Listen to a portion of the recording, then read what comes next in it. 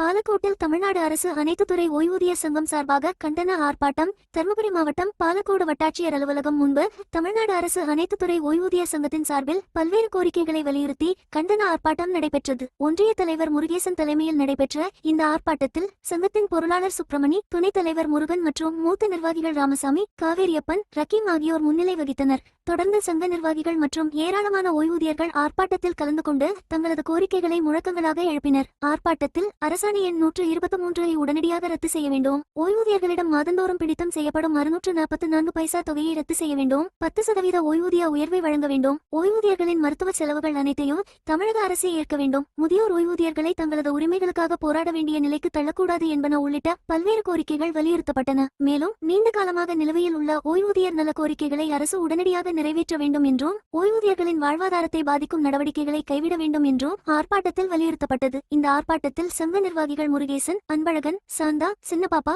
ஜெயந்தி உள்ளிட்டோர் கலந்து கொண்டதுடன் ஏராளமான ஓய்வூதியர்களும் பங்கேற்ற கோரிக்கைகளை வலியுறுத்தி கண்டன முழக்கங்களை எழுப்பினர். ஓய்வூதியத்தை நம்பிதான் நாம் இருக்கின்றோம். அந்த ஓய்வூதியத்திலே கிடைக்கின்ற பணத்தை எல்லாம் சேர்த்து நம்முடைய மருத்துவமனைக்கு செலவழித்து விட்டால் நாம் பிழைப்பது எப்படி, நம் குடும்பம் வாழ்வாதாரம் எப்படி என்பதை அரசு சிந்திக்க வேண்டும். அதோடு மட்டுமல்லாமல் இந்த 80 வயதிற்கு 20% நமக்கு கூடுதல் தொகை வழங்குகின்றார்கள்.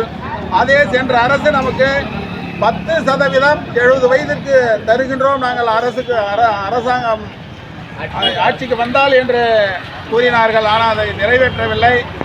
அதனை கவனத்தில் கொண்டு அந்த 10% 70 வயது அடைந்தவர்களுக்கு கண்டிப்பாக கொடுத்தால் உதவியாக இருக்கும். ஏனென்றால் 80 வயதிற்கு மேலாக வாழ்வதே இந்த காலத்தில் மிக சிரமமான ஒன்று.